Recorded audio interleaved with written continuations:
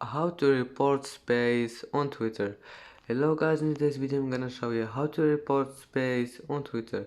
First thing we're gonna do is go to Twitter and then click this one here to see spaces.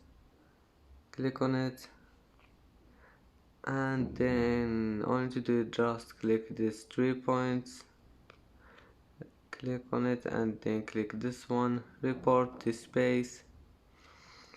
And as you see now, you can select anything you want, like this one. As you see, space has been reported, and that's how I report space on Twitter.